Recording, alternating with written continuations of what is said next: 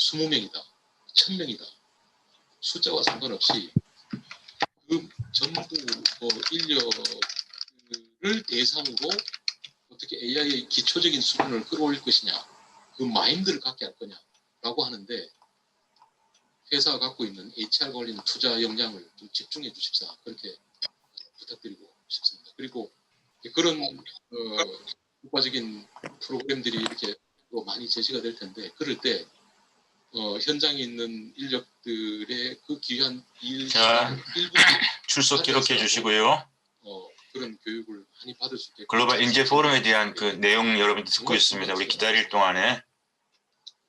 예, 우리 축적의 시간, 축적의 기록을 이렇게 강조해 오신 교수님이어서 그런지 축적의 고수, 그런데 변화의 고수, AI 감수성을 가진 그런 고수의 시대에 맞게 우리가 모든 인력들이 이렇게 변화해야만 생존할 수 있다는 지금 그런 말씀을 특별히 강조하셨다고 생각을 합니다.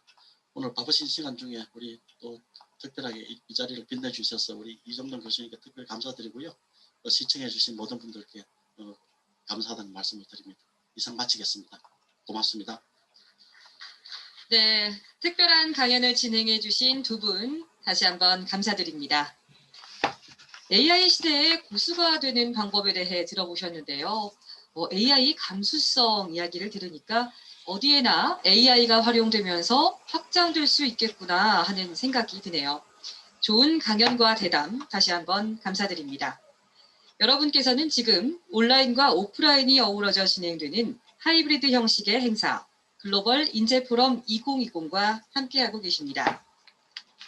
이후에는 기조 세션 4가 진행됩니다. 잠시만 기다려주시면 감사하겠습니다. 글로벌 인재포럼의 모든 세션은 이벤터스 유튜브 채널을 통해 생중계되고 있으며 오프라인으로 참석해주신 참석자 여러분께서는 포럼 가이드에 따라 협조 부탁드립니다.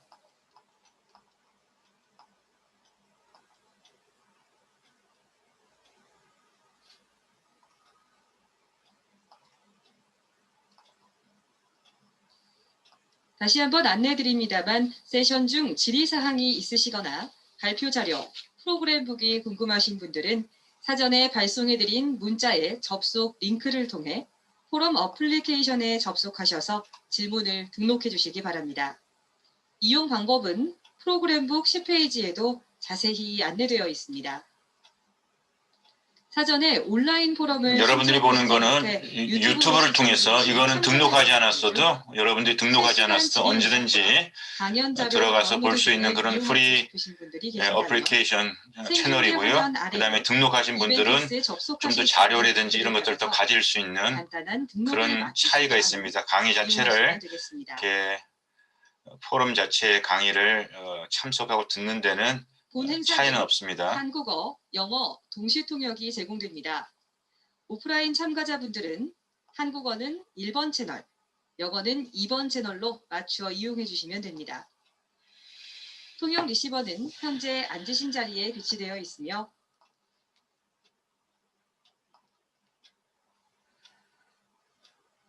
자, 지금은 이제 2시부터 시작되는 세션, 바로 앞에 이제 세션이 끝나가지고 2시부터 시작되는 세션 전이라서 안내 여러 가지 얘기들이 있고요.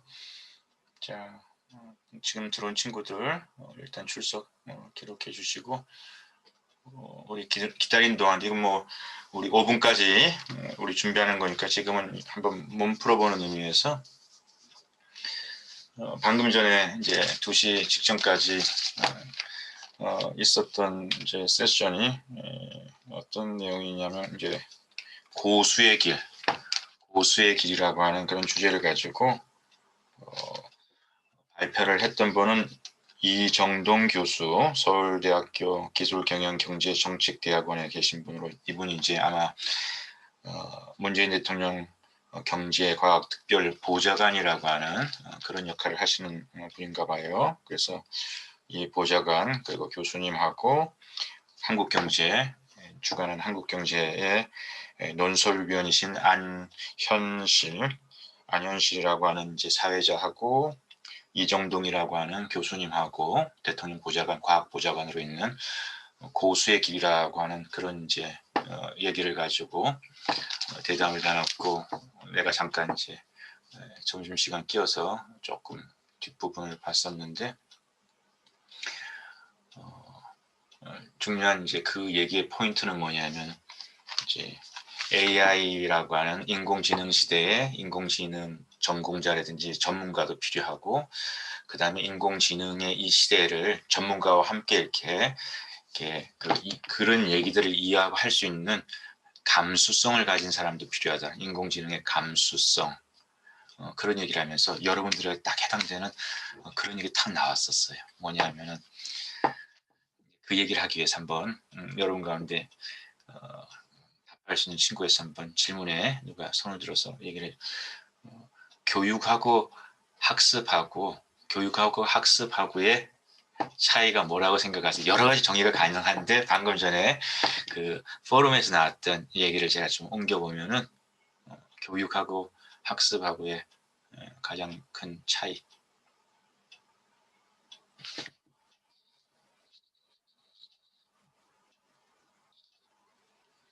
아니 뭐 대단한 거 아니에요. 그냥 재밌게 물었어요. 우리 5분 전에 재밌게 시간 간다.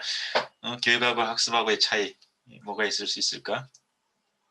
네, 보건학부 김민아 발표하겠습니다.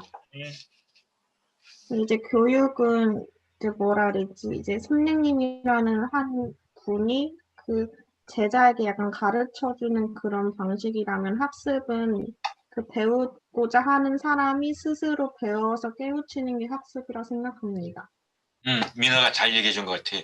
교육에 학습이 반드시 들어가 있고, 또 학습에 교육적인 모습이 있지만, 굳이 이제 방금 전에 두 분의 이제 대담 속에서, 질의응답 속에서 교육은 말한 것처럼 이제 공식적인 교육기관을 통해서 이루어지는 그런 교육 학습들. 그래서 선생님이 있고 교수님이 있고 학생들이 있고 이렇게 해가지고 되게 이제 그거는 교육 받을 수 있을 때 열심히 해야 돼라고 하죠. 우리 사회 같은 경우는 되게 이제 대학까지가 일반적으로 우리 사회에서는 대학까지가 일단은 사회에 나가기 전에 공부하고 배우는 시간이다라고 하는 거예요. 근데 이제 이 AI 고수에 대한 얘기를 하시면서 이제 대학까지 교육을 받는데, 앞으로 시대에 여러분들 우리에게 중요한 것은 그 교육을 받은 시대 이후에 여러분들이 이제 사회에 나가서 활동하면서, 그때는 이제 평생 학습, 죽을 때까지 계속 이렇게 뭔가 자신을 갖다 이렇게 스스로가 가르쳐 간다고 그럴까, 아니면 새로운 것에 대해서 스스로 학습해서 학원 가서 학습을 하든, 유튜브를 통해서 학습을 하든, 아니면 직장에서 뭐 학습을 하든, 뭐 이렇게 누가 강요에 의해서 학습을 하든, 아니면 내가 스스로 찾아서 하든, 평생 학습이라고 중요한데, 그 평생 학습의 중요 가운데서 AI 시대에 AI의 감수성, 우리 당장 그 비대면이 시작되었을 때 비대면의 감수성, 그래서 비대면에 대해서 빨리 적응하는 친구가 있고, 비대면에 대해서 사실은 지금 2학기째 되는데도 아직도 어쨌든 근근히 쫓아오지만은 굉장히 힘들어하는 친구가 있잖아요. 그걸 단순하게 잘한다 못한다 이런 얘기 이전에 감수성, 얼만큼 그걸 잘 이제 적응해 가는 역량이 우리에게 있고, 그런 것들 얼마나 잘 이렇게 자기가 개발해 가고 있는가라고 하는 어떤 감수성이라고 했었을 때, 앞으로 여러분 시대는 여러분들이 대학에서 얼만큼 AI를 잘 배우고 나가든 간에 그 이후에 계속해서 이런 새로운 시대의 큰 거대화도, AI 시대라고 하는 것에 다 ICT 전문가가 아니어도 적어도 그게 뭔지를 이해하고 그리고 그걸 활용할 수 있는 그런 감수성, 역량은 더더욱 중요해진다. 그런 얘기를 방금 전에 했던 것 여러분과 잠깐 나누고 싶었습니다. 자, 출석 다 확인해 주시고요. 그 다음에 오늘 내일까지 이 포럼이 진행되니까 정말 좋은 포럼이고 무료의 포럼이니까, 여러분들이 수업 시간 비면은 기회 되는 대로 좀 이렇게 여러분들의 배움을 학습이죠. 여러분들의 학습을 만들어 가는데 잘 활용해 주셨으면 좋겠습니다.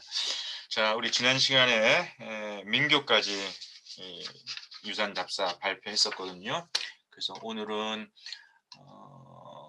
어떻게 이제 우리 예정된 순서가 어떻게 진행되는가 하면은,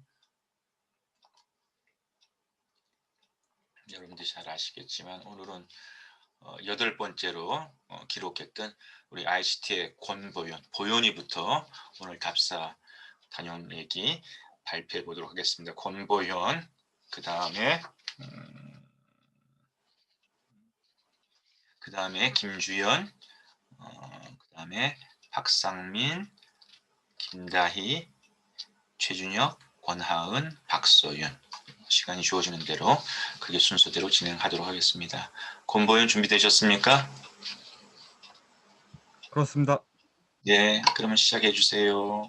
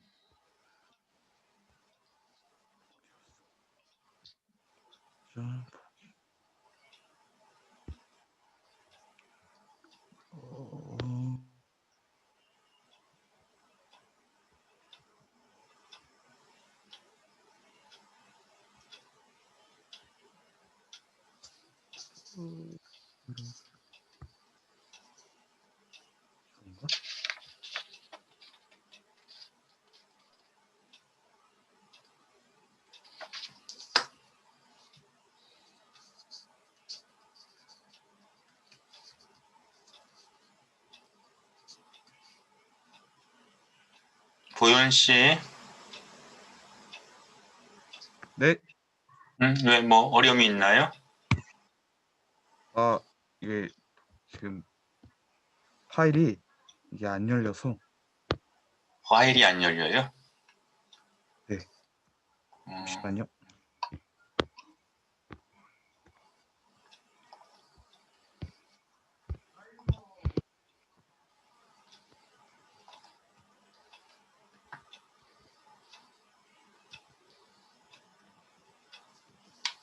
내가 가지고 있는 걸 가지고 하실래요? 네, 그렇습니다. 그럼 내가 공유할 테니까 자기소개하고 보현이가 네. 진행해 주세요. 네.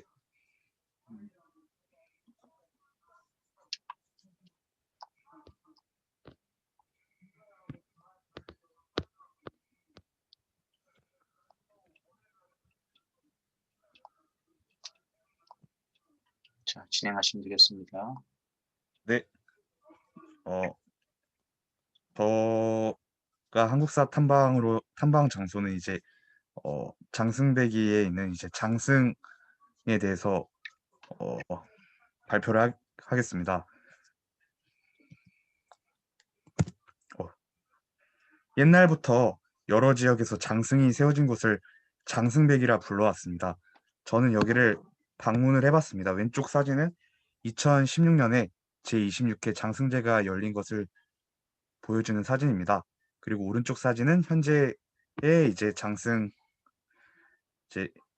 이제 사진이고, 이쪽의 위치가 어디냐면 이제 지하철 7호선 장승배기역 일대의 장승배기역 쪽에 위치를 하고 있는데, 조선시대 정조가 아버지 사도세자의 묘소 참배길에 잠시 쉬었던 곳이라고 알려져 있습니다. 행차길 안전을 위해 정조의 명으로 2개의 장승이 세워지면서 그때부터 장승배기라는 지명이 붙게 되었습니다. 이곳에 세워진 장승은 일제에 의해 철거되었다가 이후 노량진 이동 주민들의 노력으로 복원됐습니다. 1991년부터 노량진 이동 바르게 살기 운동 협회의 주관으로 해마다 동제를 지내고 있습니다.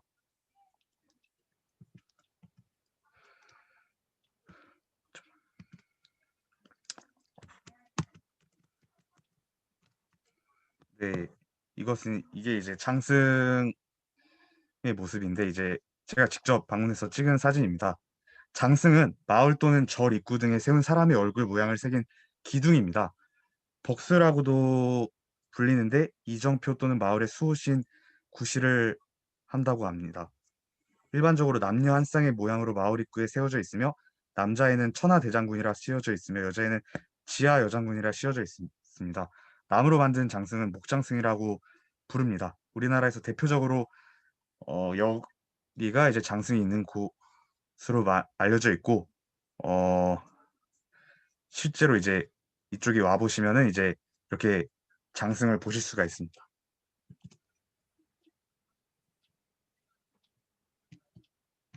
정조 전설에 등장하는 이곳은 이제 1991년 이 자리에 복원되어 여러 차례 순환을 이겨내고 지금까지 이어져 오고 있다고 합니다.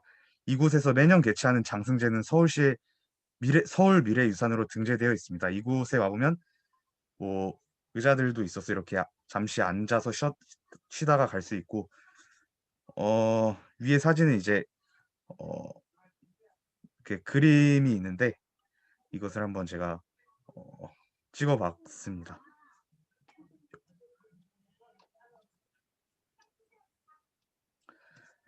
정조 시대의 장승배기는 인가도 드물고 아름드리 나무숲이 우거진 곳이라 비라도 내리는 날이면 등골이 오싹해질 정도로 한적한 곳이었습니다. 정조는 숲이 울창하고 인가도 드물어 으슥한 그곳에 장승을 세우도록 지시를 했습니다. 그러면서 하나는 남자의 형상을 한 천하대장군, 다른 하나는 여자의 형상을 한 지하여장군이라고 이름 붙이도록 명했습니다. 장승배기의 장승은 왕명에 의해 만들어져서인지 다른 장승들하고는 급이 달라 전국의 장승 중에서도 가장 높은 위치에 있는 대방장승이라고 불렸다고 합니다. 이 때문에 대방동이라는 지명이 나왔다는 설도 있지만 세워진 장소부터 대방동이 아니라는 점에서 설득력이 떨어진다고 할 수 있습니다. 대방동의 옛 이름은 번대방리였는데 번대방리는 지금의 대방초등학교 자리에 큰 연못이 있었고 그 연못을 둘러싸고 마을이 형성되어 붙여진 이름입니다. 그런데 전설과 달리 영조 재임 시절 제작된 것으로 추정되는 해동지도에 장생형로가 이미 등장하고 있는 것으로 보아 정조 이전부터 장승이 있었던 것으로 보입니다. 이로써 장승배기 장승과 관련한 정조 전설이 역사적 사실이기보다는 후대에 만들어진 설화일 가능성이 높다고 추정해 볼 수 있습니다. 그리고 이제 민주화 운동의 역사에서 장승배기는 1973년 중앙대생 500여 명이 학교 후문을 통해 진출하여 반유신 투쟁을 벌인 곳인데 1978년에는 서울대생 600여 명이 반유신 투쟁을 벌인 곳이기도 합니다. 1980년 5월 민주화의 봄 당시에는 숭실대 서울대생들이 5월 14일과 15일 이틀 동안 이곳 장승배기를 거쳐 한 번은 영등포 방면으로 다른 한 번은 한강 인도교 방면으로 행진했습니다. 1987년 대통령 선거 이래 한동안 집회 용소로 사용되었던 보라매 공원의 집회가 끝나고 행진이 시작되면서 서울역 방면 진출을 시도하는 시위대 행진은 반드시 이곳 장승배기를 거쳐야 했습니다. 한편 1974년 유신 시절에는 민청 학년 사건으로 수배 중이던 유인태도 이곳을 찾았다 가까스로 체포를 면하게 됐습니다. 장승배기 사거리 파출소 앞에서 불신 검문을 당하지만 태연하게 먼저 다가가서 경찰에게 무슨 일이 있느냐고 물으면서 아까 이미 검문을 받았다고 받아치는 대담을 발휘해서 이 길을 극복했던 것입니다. 비록 당시에는 서 있지 않았지만 오랫동안 그것을 지키고 있던 장승배기의 장승이 보이지 않는 도움이 있었던 것이 아닌가 싶습니다.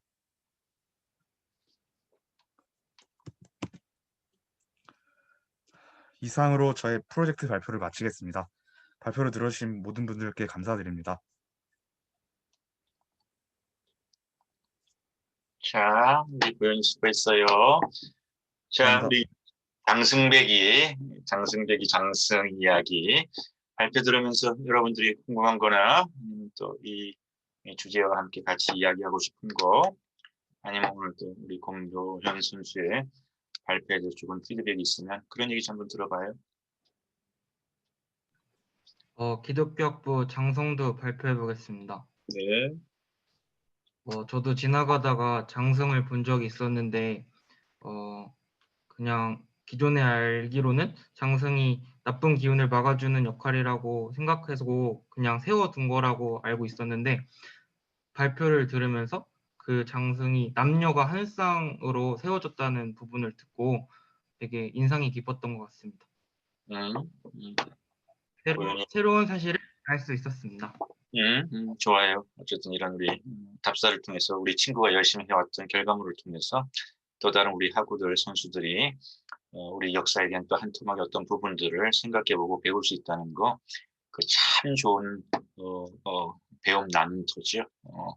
그리고 또 이런 과정들이 여러분 스스로가 내가 배우는 학생이기도 맞고 또 내가 대학생으로서 뭔가 열심히 이 연구한 주제를, 답사한 주제를, 또 리포트 과제한 주제를 또 내가 가르칠 수도 있고 나눌 수도 있다는 것을 서로서로 이렇게 품앗이하면서 배워가는 것은 굉장히 귀중한 대학교 세미나 수업, 토론 수업의 장점이라고 저는 생각합니다.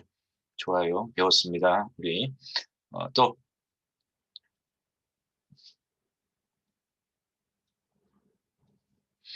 궁금한 것도 좋고 또 발표에 대한 여러분들 피드백도 좋고 또 어떤 거 생각해 보셨을까, 느꼈을까요? 자연스럽게. 발표한 친구들만 말고 발표하지 않았어. 여러분들이 발표 들으면서 들었던 생각들 대단한 얘기가 아니어도 좋아요. 여러분들이 뭔가 우리 친구들의 발표를 경청하면서 들었던 생각들을 자꾸만 자연스럽게 표현해봐요.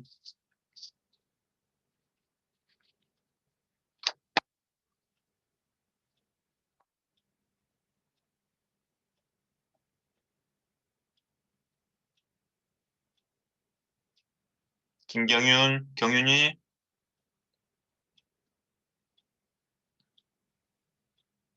네, 어떻게 원래 들으셨어요? 그 장승백이라는 내용을 자세히 알지 못했는데 이번 발표를 듣고 나서 장승백에 대한 흥미가 좀 생긴 것 같습니다. 아이고, 경윤아 하이파이브. 좋아요. 뭐 대단한 거 아니어도 뭐 경영에 진지하게 이번에 그 친구 보현하고의 발표를 통해 가지고 장승백에 대해 조금 관심 가지게 되었다는 거 좋은 얘기입니다. 그래요. 또 이형민. 네, 형민은 어떤 생각을 해보게 저는 되나요? 이제 서울시의 뭐 미래유산이란 정보나 그런 다른 정보들과 함께 또 이제 사진들이 있어서 직접 보는 듯한 느낌을 받아 좋았던 것 같습니다. 좋아요. 자, 또 우리 친구들 중에서 보현이 발표를 통해서 이 친구의 발표의 강점 혹은 좀 이런 부분들은 좀 더 보완하면은 보현 선수님 더 좋은 발표가 되지 않을까요? 라고 하는 피드백 줄 수 있는 뭐 그런 얘기들도 누가 좀 한번 나눠볼 수 있을까요?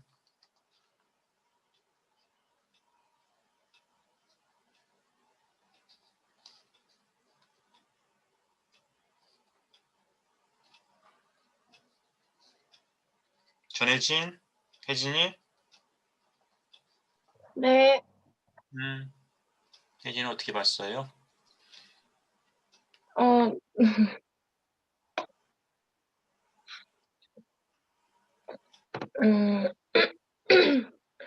음, 평소에 장승을 지나다니면서 봤을 때는 약간 무섭다는 생각만 들었는데, 이번 발표를 듣고 나서 약간 뭔가 그런 무섭다는 생각 말고,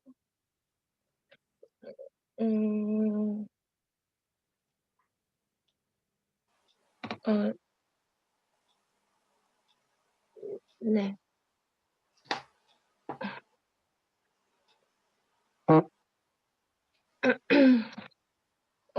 음, 장승에 대한 인식이 바뀐 것 같아요. 아주 좋은 방식의 표현이에요.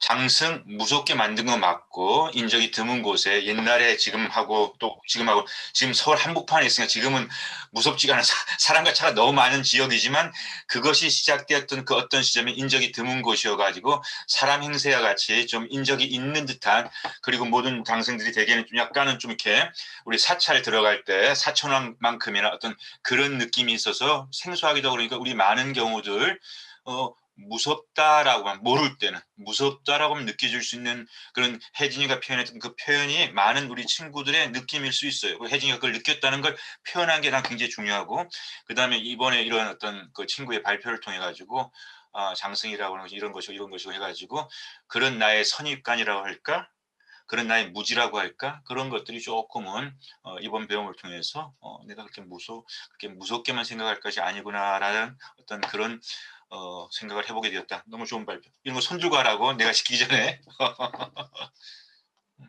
아주 좋은 거예요. 또 다른 친구. 기독교학부 박주영 발표해 보도록 하겠습니다. 네, 좋아요. 제가 그 장승배가 상도동 쪽에 있는데 제가 지금 삼도동 쪽에 살고 있거든요. 근데 제가 상도동에 사는데도 장승배기에 관한 이야기를 잘 몰랐는데 이번께 알게 되었고 또 한번 찾아보고 싶게 되더라고요. 찾아가 보고 싶게 되도 그런 점이 좋았던 것 같습니다. 우리 전반적으로 우리 친구들 지난 2주간의 발표 속에서 생활답사 가까이서 찾아보세요 하는데도 가까이서 안 찾고 유명한다면 가는 경우도 있는데 이번 학기에 많은 선수들이 정말 가까이 뭐가 있지 하면서 그런 노력들을 기울여 주셨어요. 그리고 주영이도 내 동네인데 나는 전혀 생각해보지 못했는데 기회 되면 내가 한번 찾아봐야 되겠다라는 생각이 들었다는 거 너무 좋은 거예요. 과제와 상관없이 우리 역사에 대해서 우리 유산에 대해서 내가 액션을 취해볼래라고 하는 것이 작은 역사가 되는 길인데 주영이가 보현이의 발표를 통해서 그런 생각을 해보겠다는 거 너무 좋았습니다. 자, 그럼 우리 권보현 마지막으로 한번 자평점 한번 해주시겠어요?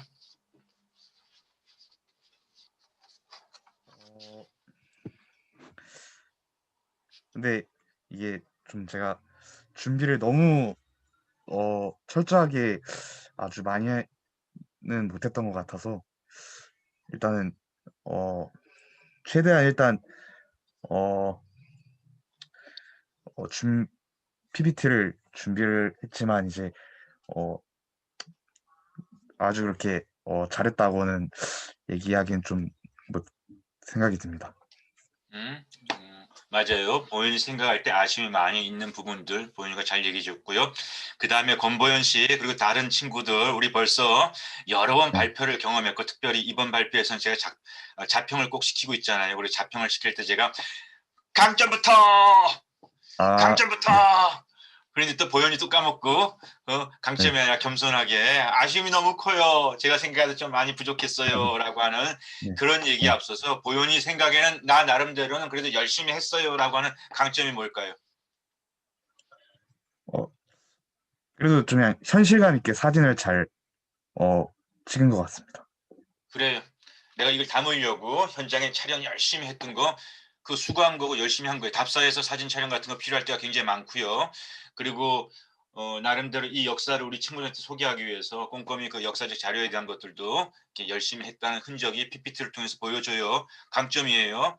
그렇지만 또 PPT는 그런 글을 많이 담는 것보다는 사진과 뭔가 포인트를 적어내면은 PPT라고 하는 성격상 좀 우리 선수들이 눈과 귀에 더 확 들어올 수 있는 그래서 어떤 선수들 같은 경우는 PPT 작성하고 또 그것이 조금 내가 정보가 많아가지고 내가 좀 기억이 다 안 된다고 했었을 때는 대본까지 준비해가지고 그 발표를 준비하는 경우들도 우리가 만났었잖아요. 그런 것처럼 보현이도 앞으로 기회가 된다면은 워낙 많은 정보가 있고 그 정보는 꼭 필요한 정보라고 생각한다면은 PPT에는 적당하게 크게 눈에 들어오게 담고 약간 외우든지 아니면 대본을 통해서 그런 발표를 소화한다고 한다면은 훨씬 더 좋은 PT를 할 수 있는 그런 역량으로 잘할 수 있게 될 거예요. 이해가 되셨습니까? 네, 수고하셨어요. 자, 그러면 우리 그 다음 발표 또 들어봐요. 그 다음엔 김주현. 네.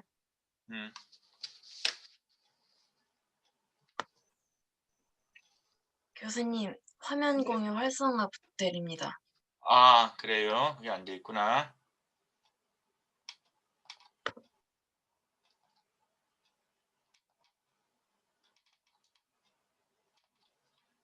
네, 해주세요.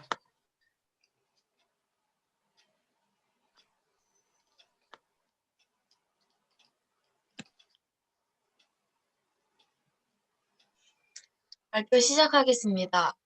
저는 어문학부 김주현이라고 합니다.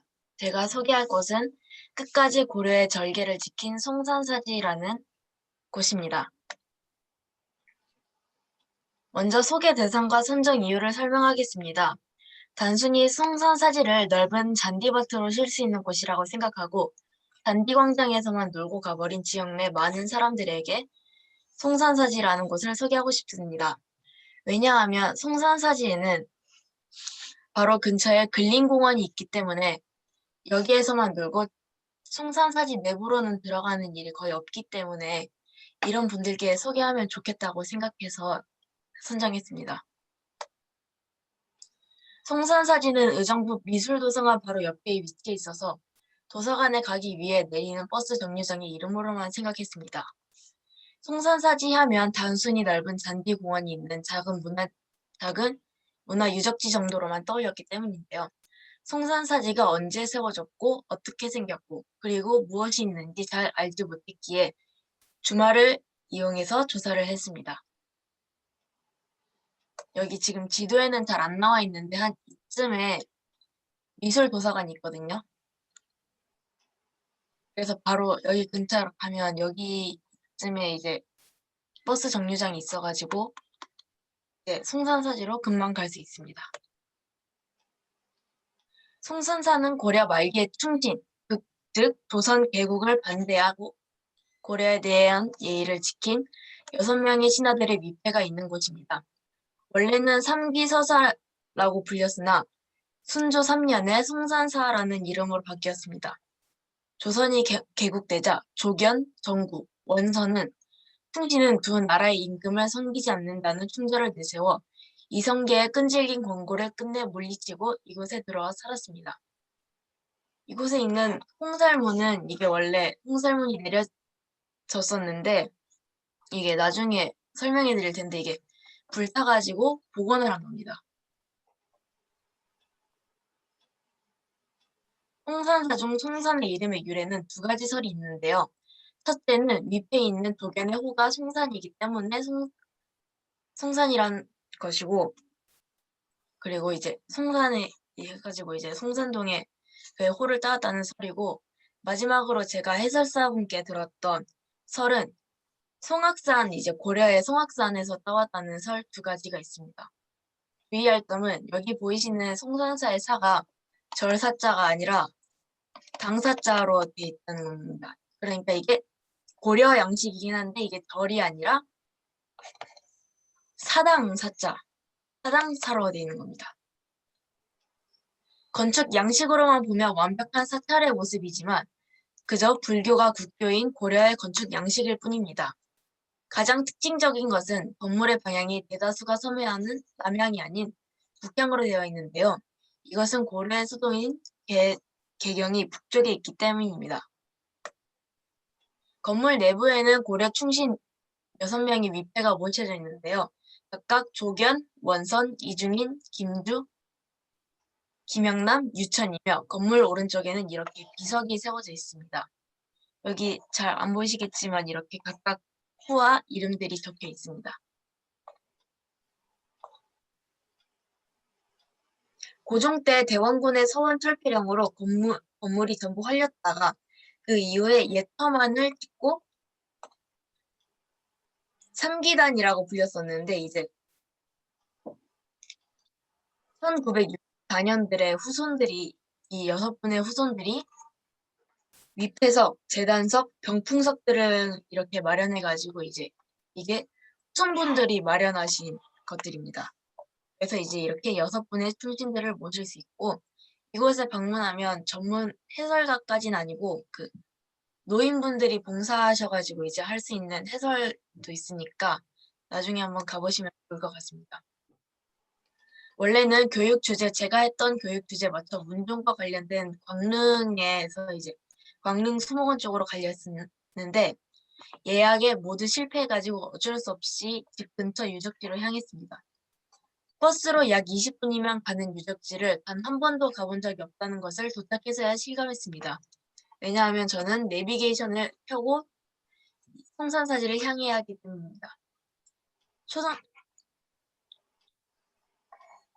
이렇게 가까운 곳에 역사 유적지가 있다는 것에 뿌듯함을 느꼈고 고려에 대한 예의를 지킨 사람이 정몽주 한 사람만이 아닌 것을 알고 있음에도 이렇게 색다르게 느껴진 송산사지였습니다.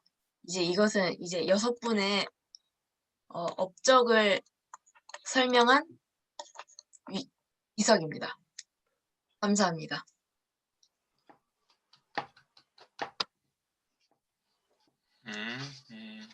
송산사지 발표 잘 들었어 주연이. 자, 우리 주연이 발표 들으면서 또 여러분들이 생각해 볼 수 있는 지점들, 또 이야기하고 싶은 토론에 관심들, 주제들, 피드백 한번 나눠봐요.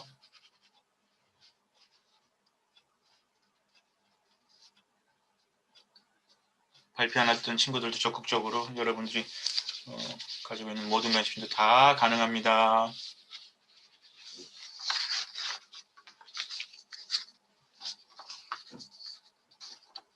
사범학부 임예지 발표하겠습니다. 먼저 송산사가 절이 아니고 사당이라는 것을 알게 되었고요. 이름 유래까지 설명해 주셔서 처음에 흥미를 가지게 된 것 같습니다. 그리고 발표하시는 중간에 빨간 펜으로 줄을 같이 쳐가면서 이야기해 준 것이 인상 깊었습니다.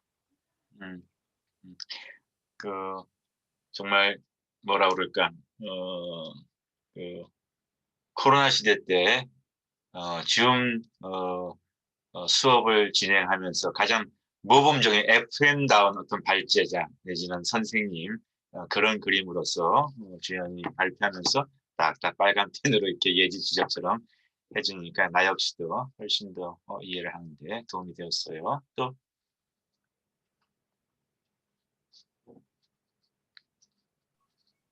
관광학부 정승훈 발표하겠습니다. 네. 네. 처음 얘기를 들었을 때 고려 충신으로 제일 유명했던 정몽주, 마지막에 언급하셨던 정문주가 제일 먼저 떠올랐는데요. 왜 정몽주는 그 사당에 모셔지지 않았는지 궁금합니다. 궁금해서 한번 질문을 드려보고 싶었습니다.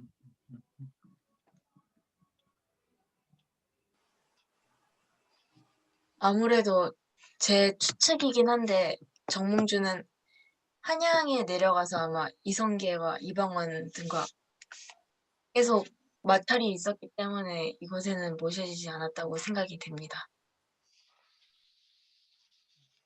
거기에서는 홍산사지 거기에서는 왜 이분들 6분만 모시게 되었는지에 대해서는 그 답사에서는 충분하게 어떤 그 내용이 없었던 모양이에요, 주연이. 네, 이게 안 나와 설명을 못 들었고 또 그래서 추가적으로 더 조사를 해봤는데 그 부분도 안 나왔습니다. 승은이 질문은 아주 워낙 유명하니까 그런 고려의 충신의 대표 선수니까 고려의 충신들을 간직하는 사당이라고 한다면은 거기가 5분을 모시든 1분을 모시든 10분을 모시든 정몽주 선생도 항상 포함될 듯한데 여기는 포함되지 않아서 혹시 그 이유가 뭘까 물어봤는데 집 가까이 있으니까 또 이후에라도 기회가 돼가지고 거기 해설사분을 만날 수 있는 기회가 있었을 때 그분들도 공부해서 좀 답을 줄 수 있도록 한번 물어봐 주시고 그 다음에 송산 사지라고 하는 그 송산 아까 그 대표의 그 충신 얘기했었을 때 거기는 그분의 그걸 중심으로 해가지고 그 충신들을 기억하는 그런 사당이었기 때문에 또 정몽주 선생까지는 거기에 포함되지 않을 수 있는 개연성이 있지 않았을까. 거기에 대표 선수는 정몽주 선생이 아니라 송산사라고 하는 그 이름을 따는 그분의 어떤 위상이라고 그럴까 그분을 중심으로 해가지고 그려지는 어떤 그런 사당의 성격도 있다면은 그럴 수도 있겠다. 그냥 이거는 추정이에요. 그런 생각을 한번 해보게 되는데 좋은 질문이었어요. 또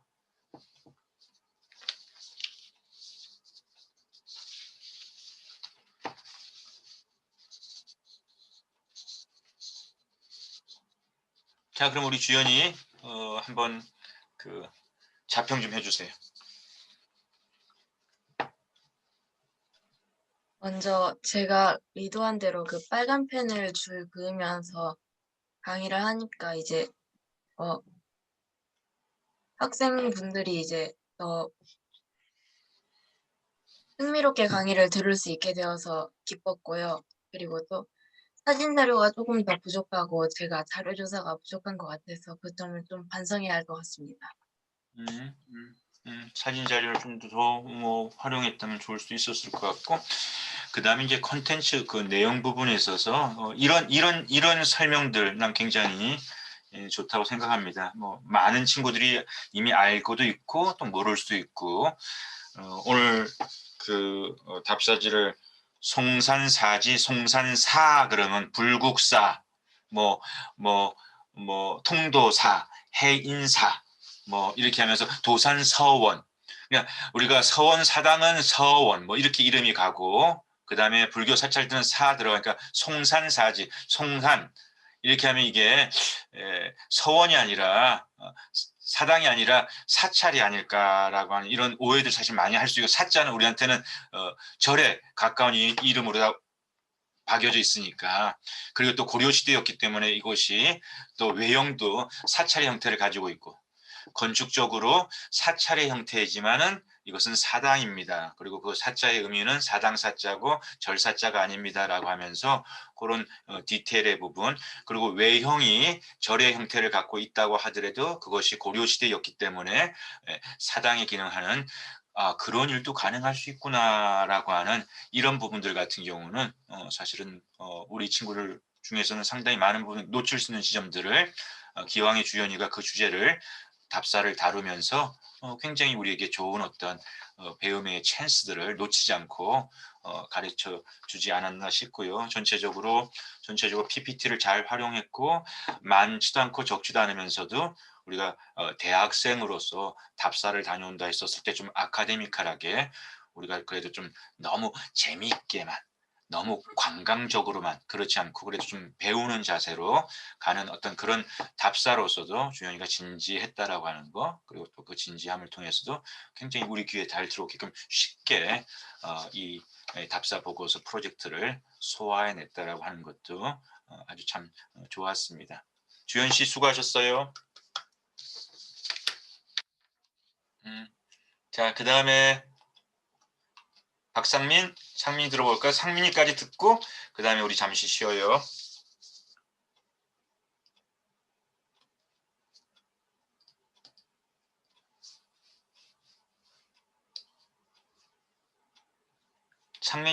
박상민?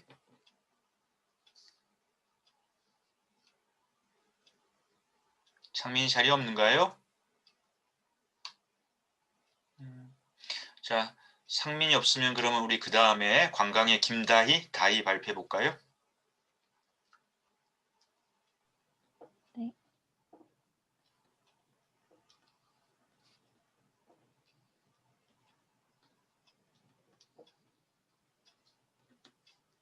발표 시작하겠습니다. 네. 안녕하세요. 저는 관광학부 김다희입니다. 오늘 제가 발표할 내용은 많은 분들이 아시는 최영신 선생에 대해 이야기해보려 합니다. 먼저 발표 순서는 발표 주제 선정 이유와 발표 대상을 발표하고 최영신 선생에 대한 기본적인 내용을 발표한 후에 안산에 위치한 최영신 기념관을 소개한 후 최영신 선생 외에 안산을 빛낸 다른 역사적 인물에 대해 발표를 하고 마치겠습니다. 먼저 최영신 기념관을 답사지로 선정한 이유는 안산 시민으로서 안산을 홍보하고 그와 동시에 최영신의 위대함을 알리기 위해서 선정하게 되었습니다. 그리고 발표 대상은 안산에 거주하고 있지만 안산의 역사적 인물에 대해 잘 모르는 사람과 최영신 기념관과 가장 가까이 위치해 있는 상록중학교 학생들을 발표 대상으로 선정해 봤습니다.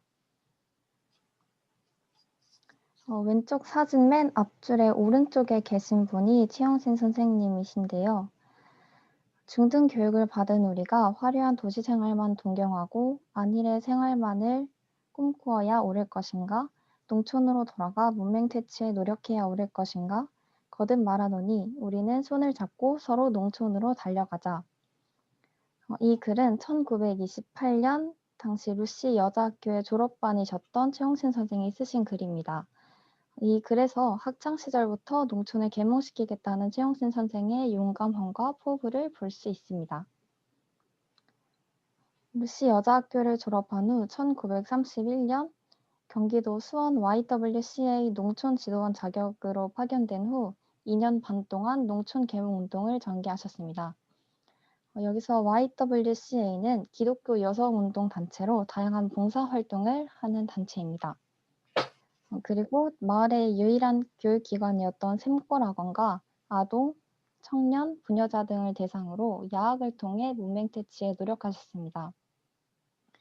그렇게 밤낮으로 나라와 농촌, 제자를 걱정하며 일만 하시던 최영신 선생은 1935년 25살이라는 꽃다운 나이로 과로로 인해서 세상을 떠나시게 되었습니다. 최영신 선생에 대해 간단히 정리를 해보면 다들 잘 알고 계시는 소설 상록수의 주인공이십니다. 그리고 샘골 강습소를 건립하신 분이고 일제강점기 시절 끼니에 허덕이던 빈촌에 배움의 중요성을 전파시킨 위대한 분이십니다. 또 농촌 계몽가이자 일제의 탄압을 받던 시절 당당하게 한국어를 국어라고 가르치신 독립운동가이시고 죽는 순간까지 가난한 농촌과 제자들을 끌어안은 스승이자 선구자이십니다. 이렇게 감동적인 최영신 선생의 생애는 최영신 기념관에서 더 깊이 알아볼 수 있습니다.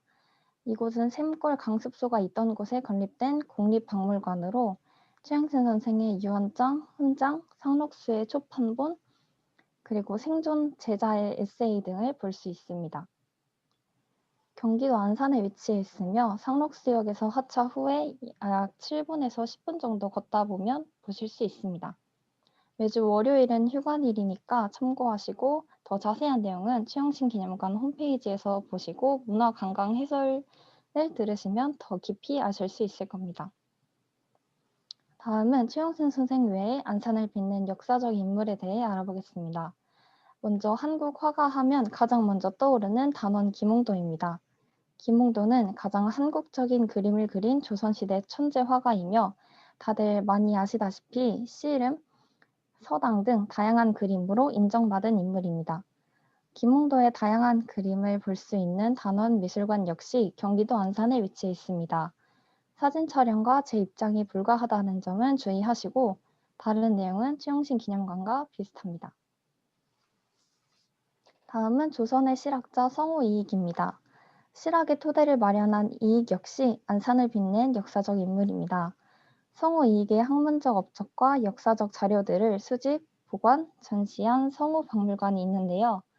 이곳 역시 안산에 위치해 있으며 멀지 않은 곳에 이익 선생 묘도 함께 같이 있으니까 혹시 시간이 되신다면 한 곳만 들으시지 마시고 두 곳 다 방문하셔서 성우 이익에 대해 더 깊게 공부하시면 좋을 것 같습니다. 이상으로 발표를 마치겠습니다. 감사합니다. 네, 자의 발표 감사해요. 자, 여러분들은 이 발표를 통해서 뭘 또 생각해 볼 수 있었습니까?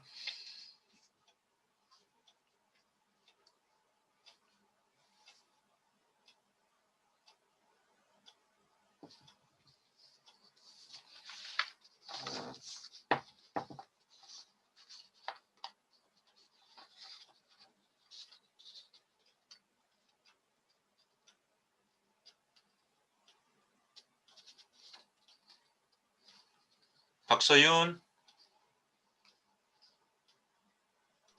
네, 서윤은 저는 안산에서 그렇게 많은 역사적 인물이 있다는 것을 알게 되었습니다. 서윤도 안산에 사는가요? 아니요, 전 안산에 안 살아요.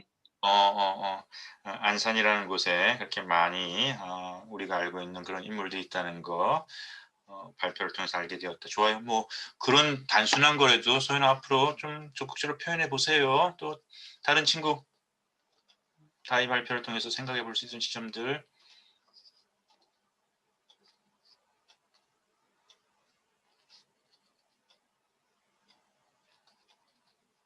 준영이, 전준영.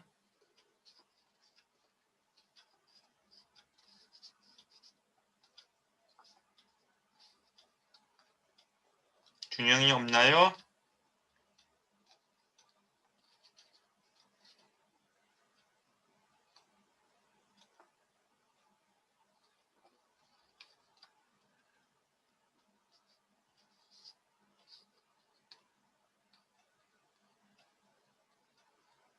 안우진?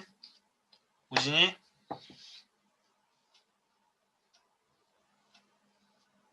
네,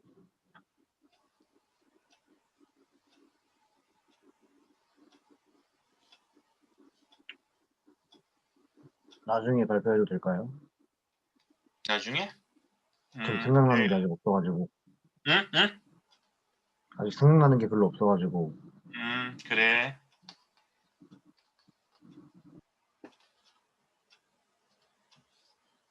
윤지원. 네. 최윤승 선생님에 대해 잘 몰랐는데 자세히 설명해서 좋았고 다른 역사적 인물들까지 설명해 주셔서 흥미로웠습니다. 좋아. 그리고 지원이가 생각할 때 우리 친구 다이의 발표에 혹시 지원이 생각할 때 이제 지원이도 이제 과제를 냈을 테고 그다음에 또 다른 친구들 지난 주주 봤는데 특별히 이 발표에 지원이가 생각할 때 뭐 강점 어떤 이 발표의 강점을 하나 이렇게 찾아본다면 뭐가 지원이 생각에는 강점이 될 수 있을까? 우리 다이 발표에.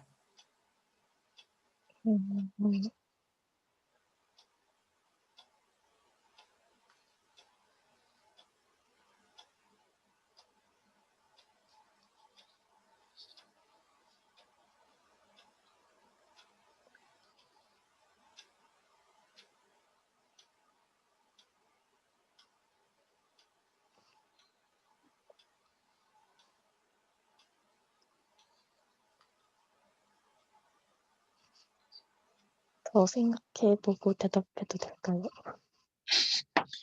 더 생각해보고 대답을 할 거야? 아니면 강점이 하나도 없는 것 같은데 내가 강요를 해가지고 강점이 있는 걸 찾으려니까 고민스러운 거야? 아니, 갑자기 생각하려니까 생각이 잘 안 나서. 그래, 강요하지는 않고 그렇지만은 우리가 벌써 이제 10주 때 왔는데 우리 선수들이 발표 하나를 들을 때도 여러분들이 좀 자꾸만 생각을 해봐. 저 친구는 뭘 잘하는 것 같다. 나라면 이렇게 하면 더 좋지 않았을까.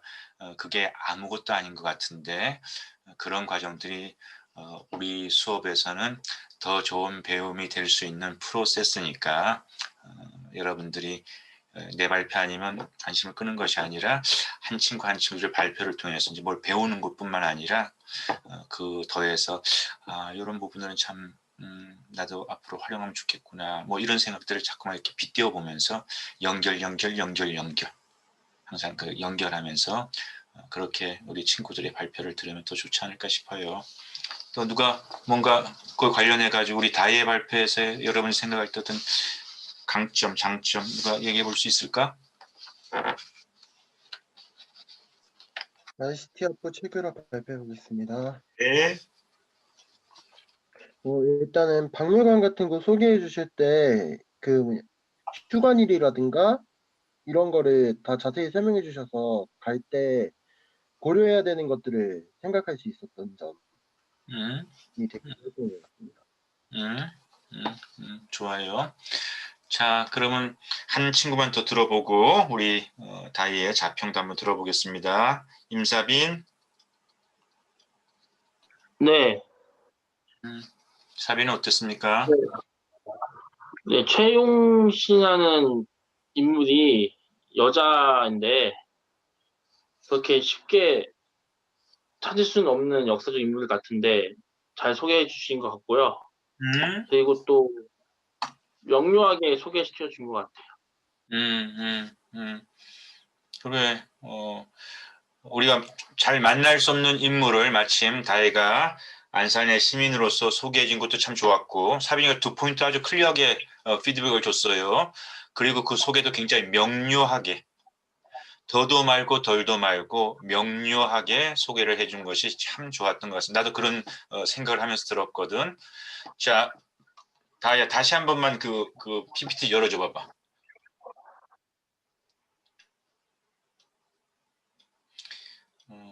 그리고 저 최용신 앞으로 가가지고 최용신이 그 이야기했던 최용신을 인용했던 그 부분 있죠. 앞부분에 다이 PPT 앞부분에 자 여기 자 1909년도에서 35년도니까 뭐 25살, 26살 우리 가운데는 군대 다녀오고 해가지고 거기에 비슷하게 맞는 친구도 있고 대개는 그 나이보다 이제 어리겠지만은 요 표현을 한번 우리가 이게 바꿔보자고. 대학 교육을 받은 우리가 화려한 성공만을 동경하거나 아니란 안정적인 소시민적인 생활만 꿈꿔야 옳을 것인가?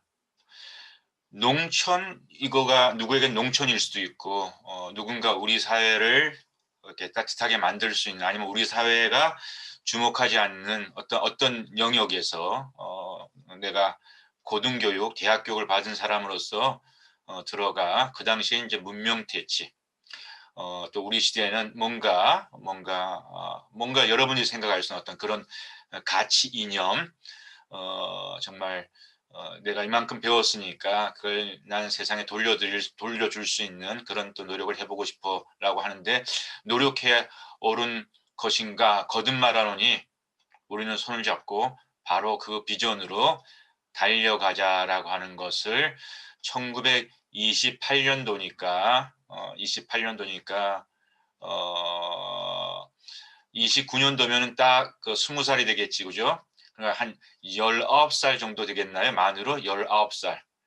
19살에 이런 생각을 할 수 있는, 물론 그 당시에 우리가 나이를 가지고 쉽게 비교하지는 말자고요. 그렇지만은 정말 우리가 최용신이라고 하는 기념관 건물도 아니고 우리 역사 속에서 그렇게 많이 유명하지도 않은데 마침 다이가 다녀왔어.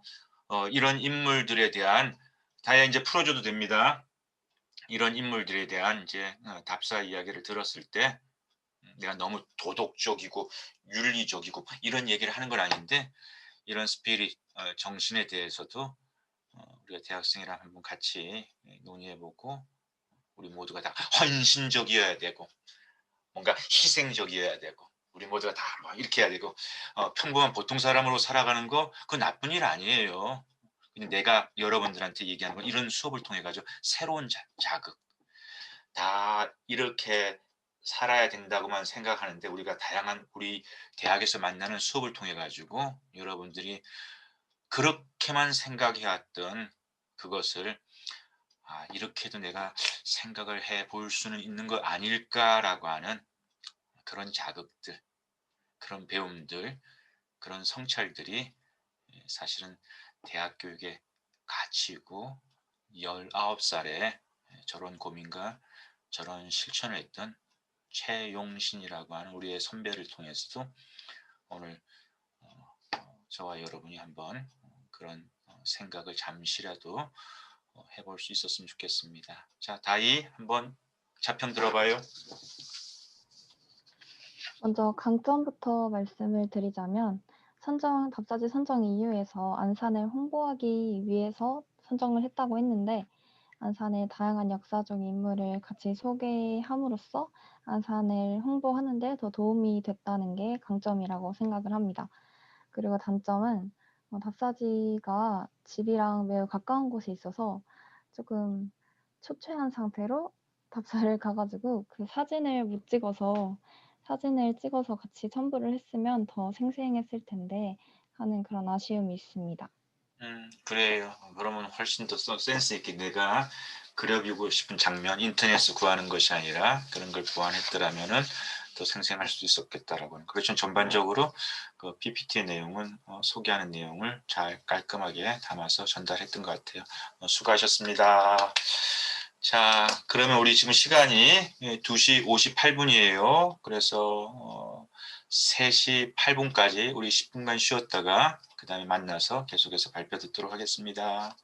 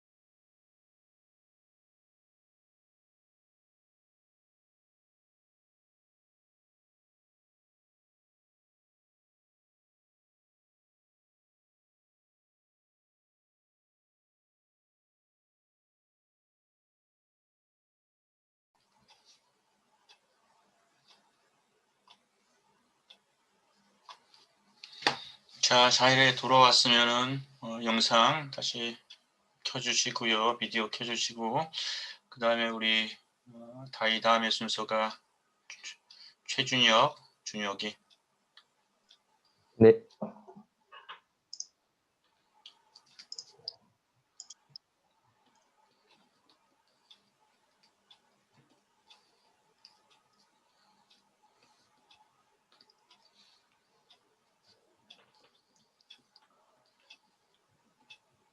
발표를 시작하도록 하겠습니다. 안녕하세요. 저는 ICT학부 최준혁이라고 하고 제가 간 곳은 광교 역사공원이라고 합니다. 먼저 목차는 답사지 선정 이유 및 발표 대상, 그리고 답사지 소개, 그리고 광교 역사공원의 다양한 유적, 그리고 느낀 점을 끝으로 마칠 예정입니다. 답사지 선정 이유는 집 주변에 잘 알려지지 않은 유적지를 찾아보다가 근처에 광교에 있는 광교 역사공원을 찾게 되어서 이곳을 모르는 사람이 많은 것 같아 답사지로 선정하였습니다. 발표 대상으로는 수원에 거주하고 있지만 가까이에 있는 역사 유적지를 알고 싶은 사람, 그리고 가끔씩 걷고 싶거나 밖에 나가고 싶을 때 갈 장소를 고민하는 사람, 그리고 광교의 역사를 알고 싶어하는 사람으로 뽑았습니다. 우선 답사지 소개로는 위치는 경기 수원시 영통구 이의동 산 13-88이고 지하철로 오게 될 경우 신분당선 광교 1번 출구로 나오셔서 도보로 15분 정도 걸리시고, 또 신분당선 광교 중앙 3번 출구로 나오시고 도보 17분이 걸리시고, 일반 버스로는 5-3번, 60번, 700-2번, 720-1번을 타시고 오시면 되고, 직행 버스는 3007번, 4000번을 타시고 오시면 됩니다. 답사지 소개를 하자면, 먼저 광교 역사공원에 오게 되면 광교 박물관이 보입니다. 공원을 돌기 전에 박물관을 먼저 들렸다가 산책하는 것을 추천합니다. 박물관 내부에는 선사시대부터 있던 유물을 시대별로 전시하고 있고, 어린이 체험 전시실 또한 운영 중이고, 광교에 대한 설명 또한 자세하게 소개되어 있습니다. 현재 코로나로 인해 입장료를 받지 않고 있는 것 같습니다. 그리고 박물관은 아침 9시부터 오후 6시까지 운영합니다. 그리고 박물관 내부를 보시고 나오시게 되면 바로 뒤에 보이는 유물들이 있습니다. 왼쪽 사진에 있는 유물은 돌박무덤으로 조선시대 유물입니다. 오른쪽 사진에는 불로문이라고 하는 유물입니다. 저 문의 뜻은 문을 지나가면 늙지 않는다고 합니다. 뒤쪽으로 걸어가게 되면 시몬 선생의 묘가 나오게 됩니다. 경기도 기념물 제53호로 시몬은 조선 초기 문신으로 세종대왕의 왕비인 소헌 왕후의 아버지입니다. 이곳은 조선 3대 왕인 태종의 9째 왕자 해룡군과 그의 부인 무송윤 씨를 합장한 쌍분의 묘역입니다. 묘역 아래에는 아들 예충군과 손자 축산군의 묘가 위치하고 있습니다. 해룡군 묘역은 수원시대 유일한 조선시대 왕자 묘입니다.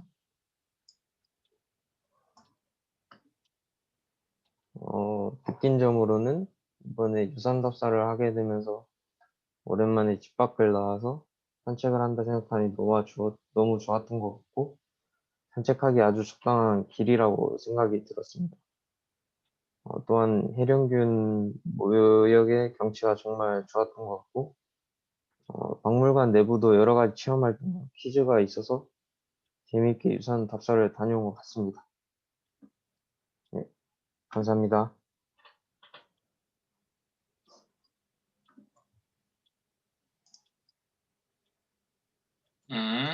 준혁이 광교 역사공원 잘 다녀오셨네요.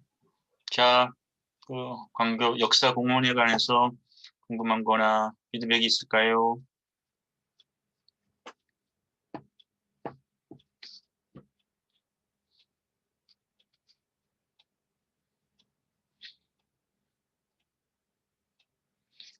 수원 시민들 여러분들 다 잘 알고 계셨는가요? 수원 시민들 중에서 뭐 궁금한 것이 있거나 아니면 또 이참에 찾아봐야 되겠다라고 하는 각오가 있든지 뭐 수원 시민들 중에서 할 말 있는 사람 있으면 좀 얘기해 보세요.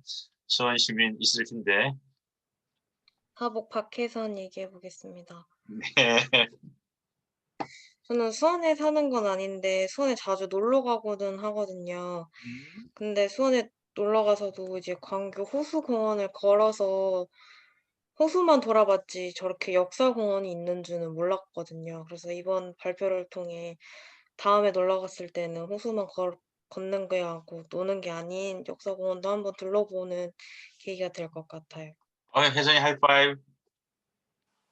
좋아요. 이게 살아있는 역사고. 그리고 준혁아, 왜 그 사진을 봐서는 박물관도 꽤 커 보이고 그랬는데 왜 일반 시민들이나 우리 젊은이들이 호수만 찾고 그쪽으로 가기엔 좀 외진데 있나? 그 상황이 왜 어떤 상황이에요, 준혁이? 그 고속도로 주변에 있어가지고 좀 외진 상황이기도 하고 잘 안 보이기도 하고. 네, 그렇습니다. 박물관하고 호수하고는 좀 떨어져 있는가요? 떨어져 있긴 한데 저는 그날 끝나고 바로 호수공원을 걸어가긴 했습니다. 걸어서 한 20-30분 정도 걸립니다. 그러니까 호수가 좀 떨어져 20-30분 걸어서 20-30분. 네. 상당히 떨어져 있긴 떨어져 있구만.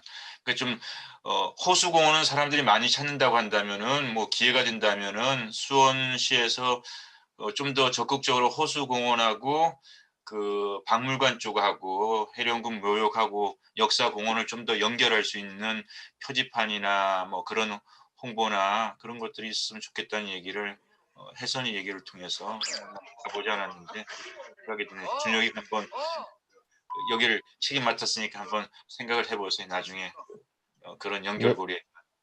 또 네. 다른 좋은 질문이었어요. 또 그때 오늘 처음 보는 거라서 근데 그 전에 이제 뮤비 나오고 나서 어디서 소리가 올라오네. 방송 소리 같은 게. 또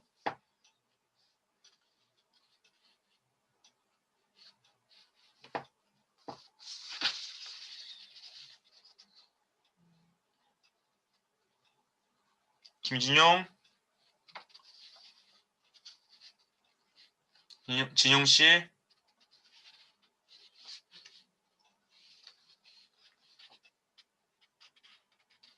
정혜창, 회창이. 네. 회창이는 발표 들으면서 어떤 생각을 좀 해볼 수 있었어요? 그 수원 하면은 수원 화성 이런 거 생각났는데 다른 것도 알려주셔서 그게 괜찮은 것 같습니다. 수원에 화성만 있는 줄 알았는데 광교의 역사공원이라고 하는 얘기도 어쨌든 친구를 통해서 알게 되었다고 하는 얘기 고마워요. 자, 준혁이 자평 한번 들어봐요. 제가 생각하기에 제 장점은 먼저 잘 알려지지 않은 유적지를 잘 찾은 것 같고, 그리고 간단하게 발표를 준비했다 생각했고, 근데 단점은 박물관 내부나 이런 조사를 많이 안 하지 않았나 생각이 듭니다. 맞았어요. 박물관 내부 소개가 좀 더 있었다면은, 근데 내부 소개는 왜 좀 더 담지 못했을까요? 그 내부 소개를 하려고 했는데 너무 박물관 내부가 좁고 그 뭐라 해야 되지? 내용이 너무 뒤죽박죽 돼 있다 해야 되나? 살짝 그런 느낌이 들어가지고 정리하기가 너무 어려워가지고 그랬구만. 그래요. 어쨌든 나름대로 고민이 있었군요. 좋았습니다. 우리 준혁이 수고하셨어요. 자, 그 다음에는 우리 권하은, 하은이 발표 들어봐요.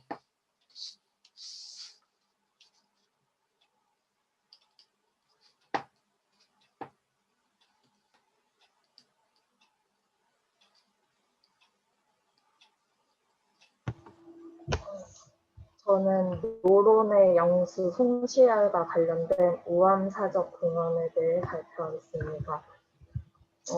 목차는 선정 이유, 두 번째는 송시열 소개, 세 잠깐만, 번째는 하은아, 지금 PPT가 안 올라왔어. 지금 그 하은이 컴퓨터 화면 그것만 올라와 있으면 PPT로 좀 바꿔보시겠어요?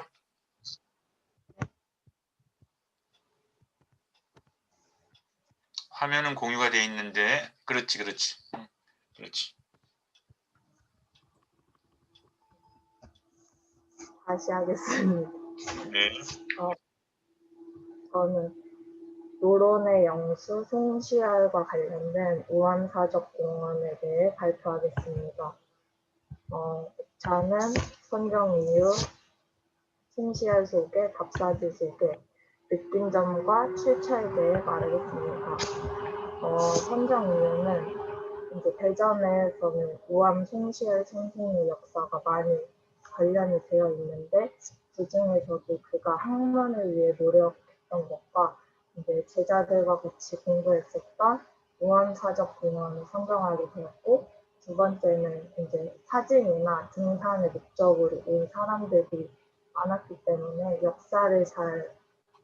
우암사적 공헌에 대해 역사를 잘 알지 못한 사람이 존재할 것 같아서 이를 개선했으면 좋겠어서 선정하게 되었고, 이제 세 번째는 교통편이 편하고 이제 쉽게 방문할 수 있어서 선정하게 되었습니다. 그리고 발표 대상은 역사 공부보다는 이제 사진 찍거나 산책하러 온 다른 목적으로 온 사람들이 역사를 많이 알게 되었으면 좋겠어서 발표 대상으로 선정하게 되었습니다. 이제 우암 송시열은 조선 후기 이주 판서고 이제 자의정부 역임한 문신이자 학자이며 이제 저서로는 주자대전차의 주자 어릴 소분이 있고 국벌론을 주장한 사람입니다.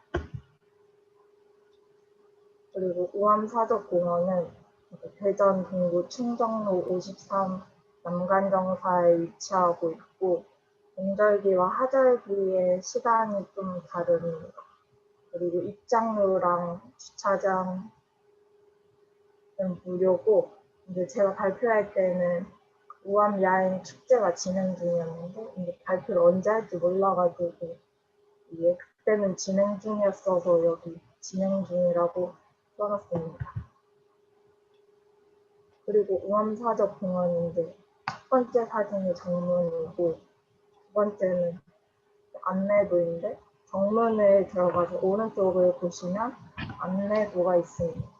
그리고 왼쪽으로 딱 보시면 유형문화재 4호 남관 정사가 있고 송시열 선생이 강학하던 유서 깊은 곳이고, 두 번째 사진은 기국정인데 선비들이 주기자와 국가의 무성함을 보고 기국정이라고 부르게 되었습니다. 그리고 여기 보시면 사당이 있고, 두 번째 사진은 장판각인데 유형문화재 1호로 송자대전 목판이 보관되어 있는 곳입니다. 그리고 유물관이 있었는데 이거는 이제 코로나로 인해서 휴관을 하고 있고 송시열의 생애나 송시열과 관련된 자료를 볼 수 있는 곳입니다. 그리고 가운데 홍살문을 지나서 영숙각이 있는데 영숙각은 모든 일을 명확하게 하고 마음을 밝고 맑게 하라는 뜻을 지닌 선비들의 공부방이고, 이남각은 모든 괴로움을 참고 또 참아야 한다는 뜻을 지닌 선비들의 공부방입니다. 그리고 이직당은 마음을 곱게 쓰는 집이라는 뜻을 지니고 있고, 이제 그 그다음에 남관사가 있는데 여기는 우암 송시열과 석공 송상민, 수암 권상아 세 분을 모시고 봄, 가을로 제양을 지내는 사업입니다. 그리고 견례제는 소년을 가르치는 굳게 지키라는 뜻을 지닌 건물이고 순결제는 매사 심사숙고하게 결정하라는 뜻을 지닌 건물입니다. 그리고 덕포루라는 덕을 널리 베푼다는 뜻의 기념관 그런 게 있고 전사청에 제사를 준비하는 곳이 있습니다. 이제 느낀점은 홍천동이나 소재동 같이 이제 주변에 있던 동네들이 이제 유명한 역사적 인물과 관련이 있는 줄을 잘 몰랐는데 지금까지 이제 저 혼자만 이제 주변을 살피지 않고 살았던 것 같아서 이번 계기를 통해서 이제 주변에 대해 관심을 갖자고 생각을 하게 되었고 이제 답사를 하면서 우암사적공원에 많은 역사적 관심이 있어서 오는 사람들이 많았으면 좋겠다고 생각했습니다. 감사합니다. 그래요. 하은이 같은 활동들이 그 공원이 그런 기능으로 도 많이 활성화됐으면 좋겠네요. 자, 우암사적공원에 대해서 발표 듣고 여러분들 혹시 멘트나 또 궁금한 거 물을 게 있을까요? 대전에 있다고 하네요. 어문학부 김주현 발표해 보겠습니다. 네. 저는 경기도 북부에 살아서 대전 쪽에는 못 가보는데 이 사진과 설명이 정말 자세하게 되어 있어서 마치 다녀온 듯한 느낌을 받을 수 있는 발표였습니다. 또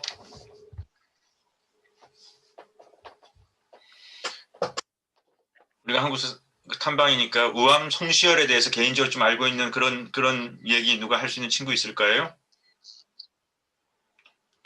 조선시대 역사에서 우암 송시열이라는 분이 지니고 있는 어떤 영향력이라고 그럴까?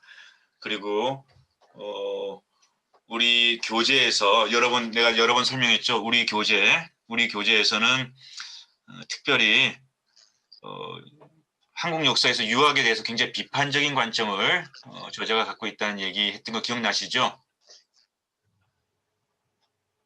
기억이 안 나는가?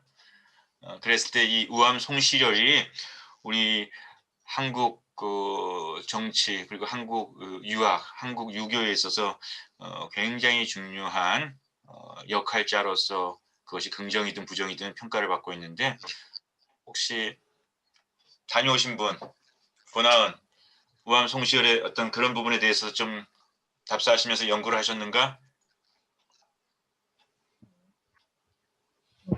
유명한 인물이긴 한데 이제 뭐라 해야 되지? 역사를 배운 지도 좀 오래되고 이제 기억하는 역사, 외우는 역사를 많이 하다 보니까 그렇게 자세히는 알지 못하는 것 같아요.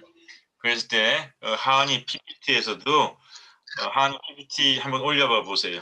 하은이 PPT에서도 이분을 관계할 수 있는 근거는 하은이가 올렸더라고. 자, 하은이 PPT 한번 다시 올려줘 보세요.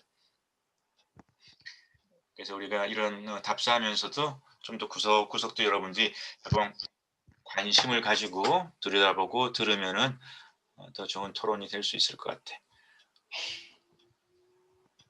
PPT에서 앞부분으로 가가지고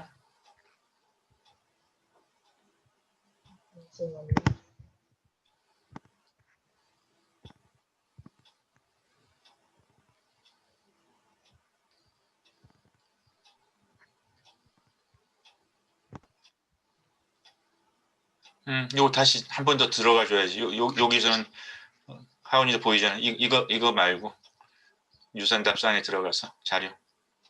그렇지. 여기서 더 내려가고 요거 됐어. 자, 우암 송시를 설명하면서 뭐 이분이 높은 관직도 했었구나. 이조판서 자의정 그러면서 저서가 나오잖아. 주자 대전 차이, 주자 어류 서분, 여기에서 우암 송시열을 설명해주는 이분의 대표 저설의 제목에서도 설명해주는 그런 바가 있는데 혹시 연결할 수 있을까요? 성리학이랑 좀 관련된 걸로 알고 있습니다. 그래요, 맞아요. 주자라고 하는 것이 송나라 때 유교를 굉장히 또 새롭게 해석하는 중국의 유명한 유학자, 그래서 주자, 이걸 갖다 주자학이라고, 주자의 이름을 따가 주자학이라고 이렇게 부르기도 하는데 마치 맹자의 이름을 가지고 붙인다 맹자학, 뭐 공자학이라고 얘기를 붙이는 것처럼 주자학이라고 하는데 바로 이 주자학이라고 불려지는 그것이 성리학이라고 하는 한문적 개념으로다가 더 이제 우리 역사에 자리매김하고 있고, 그런 면에서 원시 유교, 다시 해서 공맹의 유교보다 우리 사회와 우리 역사에서는 주자학이라고 하는 성리학이라고 하는 주자에 해석된 그 유학이 사실은 조선의 사회와 정치에 더 큰 영향력을 미치게 되었고요. 이 주자학이라고 하는 것은 소위 그 교조, 닥트린, 교조, 원리, 원칙, 교조, 이것을 굉장히 중요하게 따지는 예의 범절이라고 얘기할 수는 그 유교의 많은 부분에서 굉장히 그걸 예를 들어서 3년상을 해야 되고 뭐 어떻게 해야 되고 어떤 그 규범에 대한 주자는 그 규범에 대한 것을 굉장히 디테일하게 철저하게, 그래서 그걸 가지고 조선시대 때 동서남북 노인 서론 뭐 이런 당파적인 싸움을 할 때 명분이 있어야 되니까 그 명분을 가지고 싸울 때도 이런 예법을 가지고 싸우게 되는 경우가 많았고, 그렇게 어떤 면에서 약간은 내가 부정적으로 평가한다면은 교조화되어지고 유교의 사상이 굉장히 그 디테일을 가지고 정치적으로 다투게 되는 그러한 현상으로 넘어가는 데 있어서 한국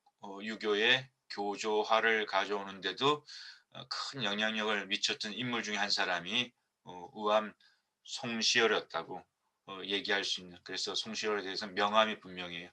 그런 면에서 굉장히 비판적인, 유교가 죽어야 대한민국이 산다라고 하는 어떤 이런 류의 글 같은 경우는 굉장히, 그리고 우리 남승태 저자 같은 경우는 굉장히 비판적으로 보는 그런 입장이고, 또 그런 어떤 교조적인 성리학 유교에 대해서 높은 평가를 하는 분들한테는 굉장히 중요한 창시자와 같은 그런 인물로서 평가받는 분이 우암 송시열이고, 바로 그 역사가 대전에 가면은 여러분들이 만날 수 있다라고 하는 그런 얘기를 하은이가 전해주셨습니다. 자, 이거 다시 공유 풀어주시고요.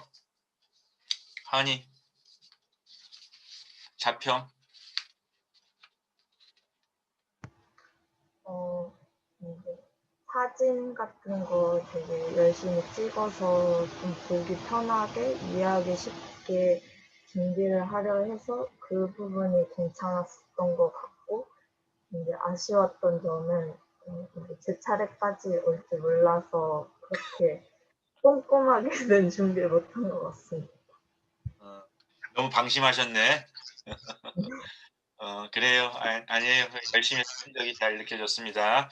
자, 그 다음에 우리 또 들어볼까요? 서윤이, 박서윤.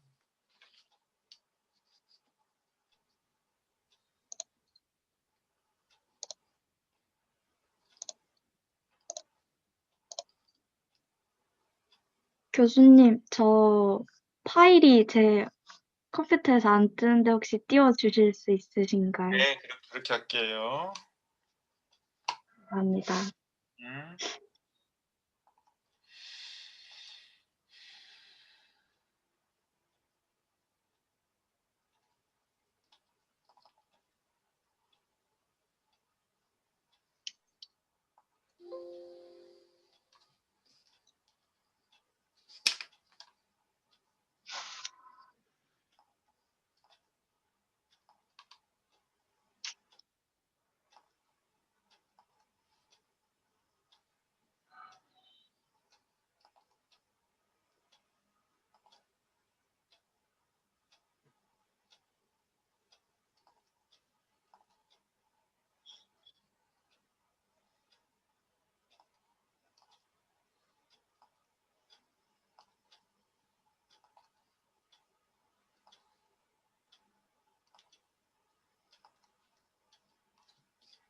자, 시작하세요.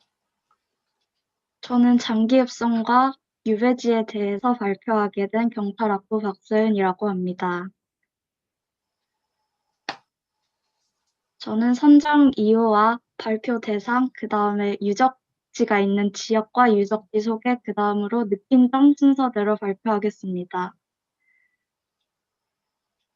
저는 장기읍성을 선정한 이유는 집에서 의외로 가까운 곳에 정약용이 유배 시절 머무르던 곳이 있다는 것을 알고는 있었는데 한 번도 가보지 못했다는 것을 알고 장기읍성을 답사지로 선정하게 되었습니다.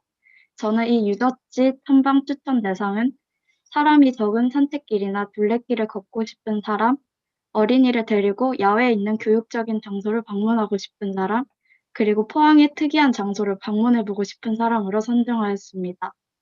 네. 우선 역사 속에 기록되어 있는 장기를 소개하겠습니다. 장기는 조선시대의 형벌제도로 유배형이 실시되고 세종 때 배소상정법이 정비됨에 따라 장기는 경성에서 유 3,000리의 비내 지역으로 해당되어 유배지로 자주 활용되었습니다.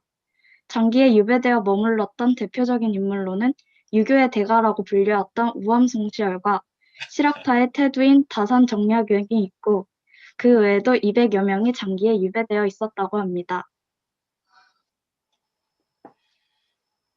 장기읍성을 소개하겠습니다. 장기읍성은 고려시대 때부터 조선시대 때까지 사용되었고 고려시대 현종 2년 여진족이 해안으로 침입할 것을 우려하여 흙으로 쌓아 만들었습니다. 그리고 조선시대 세종 21년에는 왜구를 방어하기 위해 돌로 다시 쌓았으며 동해안의 군사기지 및 관하로도 사용되었다고 합니다. 장기읍성의 성격은 읍성의 성격을 가지고 있고 특징은 읍성의 축조 방식이 형제읍성, 소구상읍성, 산성읍성 등으로 세 가지로 나누어 볼 수 있는데 장기읍성은 산성의 기능을 갖춘 읍성으로 매우 희귀한 사례이며 해안읍성 연구의 귀중한 자료로 주목받고 있다고 합니다. 첫 번째 사진은 제가 읍성 둘레길에서 찍은 읍성의 모습이고 두 번째 사진은 읍성에서 내려다 보이는 바다와 산입니다. 그 다음에 유적지 외에 장기에서 방문해 볼 만한 곳을 소개해 드리겠습니다. 장기 유배 문화 체험촌이라는 곳이 있는데 장기읍성을 따라 걸어 내려온 후 장기 마을을 빠져나오는 길에 유배 문화 체험촌이 자리하고 있습니다. 이곳에서는 유배 문화와 조선시대의 형벌기구, 유배 과정 등에 대해 알아볼 수 있습니다. 또한 우암 송시열과 다산 정약용의 유배 시절 지내던 집을 만들어 두어 두 사람의 유배 시절의 모습을 상상해 볼 수 있습니다. 예상치 못한 곳이었지만 유익한 정보를 많이 얻어갈 수 있습니다. 장기읍성을 산책한 후 집에 가는 길에 잠깐 멈추어 둘러보기 좋은 곳입니다.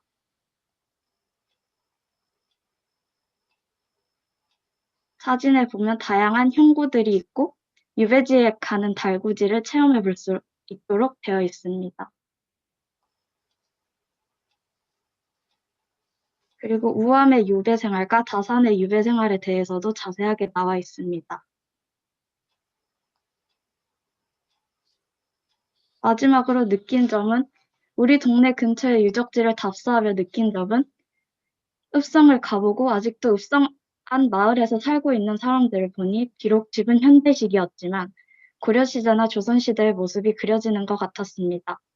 책에서 글로 읽으며 고려시대나 조선시대를 상상했던 것과 다르게 직접 눈으로 보니 정말로 그 시대에 있는 것처럼 느껴졌고 역사적 시대가 친근하게 와닿는 느낌이었습니다.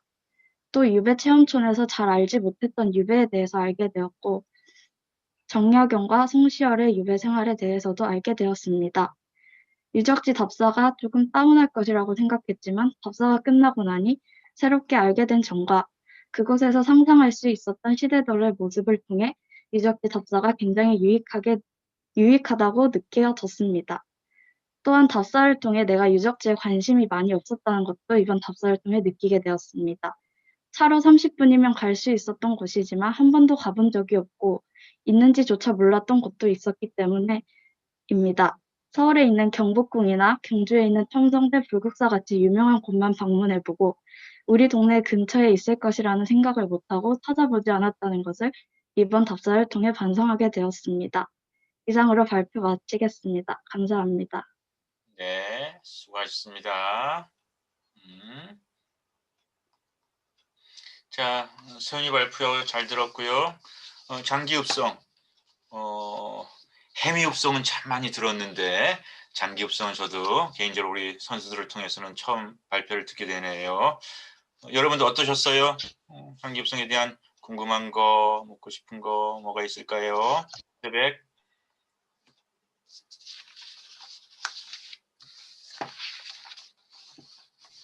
관광학부 김다희 발표하였습니다. 네. 이제 체험촌이나 아니면 그 길을 걷다가 보이는 풍경들까지 사진을 찍어 주셔서 진짜 답사를 가신 느낌과 저도 그냥 같이 그곳에 있다는 느낌이 들어서 되게 생생한 발표였던 것 같습니다. 또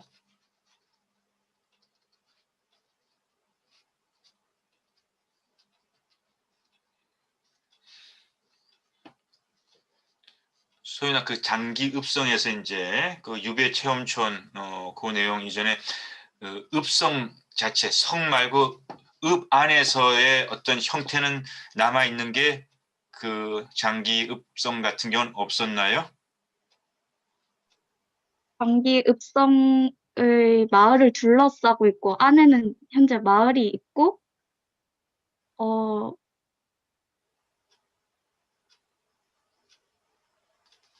그러니까 그 학교 마을, 같은 게 있어요. 그냥 그 마을은 살아있는 마을, 사람들이 그 실제 거주하고 네, 활동하는. 현재 살고 있는 마을이에요.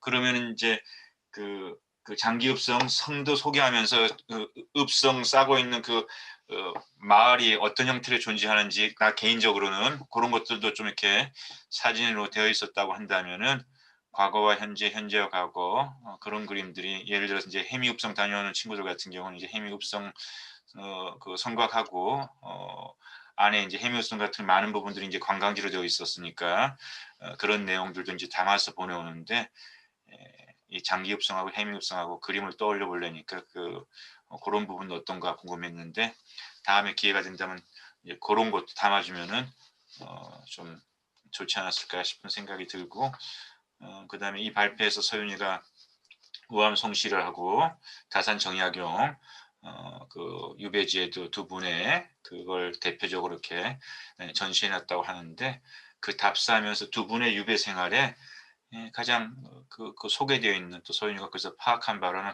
그 두 분의 유배 생활이 유배가 결국은 유배죠. 뭐 다 비슷했어요야 아니면 나름대로 두 분이 그 유학적으로는 그 정치 신념적으로 굉장히 다른 분이거든. 어떤 그 유배 생활도 차이가 있었는가 그게 궁금해.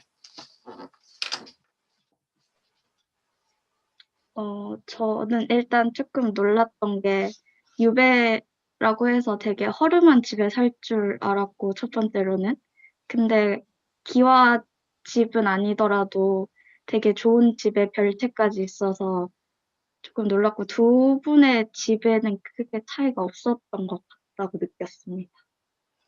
아, 그 유배지 집은 기와집이었어? 별채까지 있는?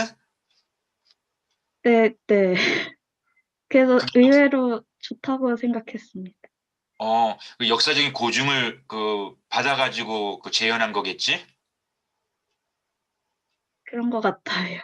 아니 그런 것 같기는 그거는 답사간 사람이 딱딱 부러지게 얘기를 해와야지 답사를 가서 거기 다 설명 같은 거 있었으니까 그리고 규모는 비슷했다 그랬는데 그렇다면은 거기서 우암 송시열 선생은 얼만큼 유배에 머물렀고 왜냐하면 우리가 정약용 선생 같은 경우는 가장 긴 세월 유배를 보냈던 것은 강진 전라도 강진 그 유배 그것이 세상에 더 많이 알려져 있는데 그곳에는 정약용 선생 같은 경우는 얼마 동안 유배를 보내고 있었는지 혹시 알 수 있을까?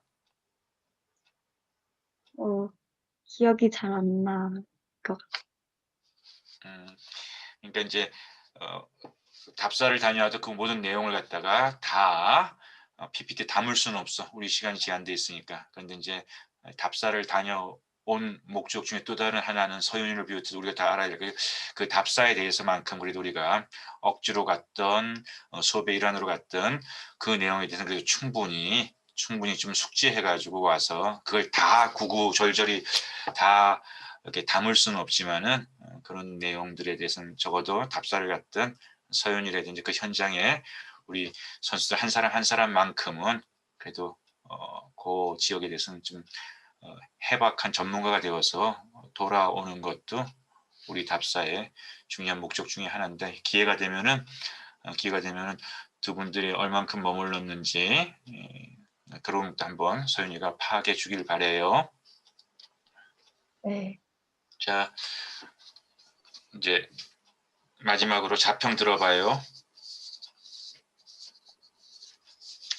발표에서 잘한 것 같은 점은 유적지가 있는 지역도 역사적으로 어떤 곳이었는지 설명한 거는 괜찮았다고 생각하고,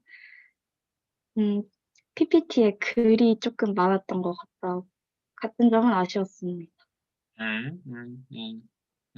그래요. 어쨌든 소연이가 우리 모두에게 새로운 답사지의 한 지명을 가까운 곳에서 또 이렇게 발견해서 본인도 배웠고 우리들한테도 새로운 배움을 전달해 준 거 그건 아주 유익했습니다. 고맙습니다. 자, 지금 이제 시간이 45분 됐으니까 오늘 발표는 여기까지 하도록 하겠고요. 조금 일찍 마치겠는데 대신에 여러분 우리 유산 답사 다녀온 거 30점짜리 굉장히 우리 수업에서는 큰 비중을 차지하는 프로젝트잖아요. 그래서 아직까지 혹 여러 가지 이유 때문에 제출하지 못한 친구들 같은 경우 늦더라도 내가 받는다고 했으니까 아직 제출하지 못한 친구 선수들은 반드시 다음부터는 다시 이제 교육 프로젝트로 돌아갑니다. 사이버 캠퍼스에 여러분들이 나름대로는 열심히 준비한 것은 늦었더라도 다음 주, 늦어도 그 다음 주까지 마무리해가지고 제출해 주기를 부탁을 드리고요. 자, 우리 오늘 수업은 여기서 마치도록 하겠습니다. 오늘도 발표해 주신 우리 선수들 그리고 또 질문하고 참여해 주신 우리 선수들 다 감사드려요. 건강하시고 다음 주에 만나요. 하셨습니다. 고마워요. 수고하셨습니다.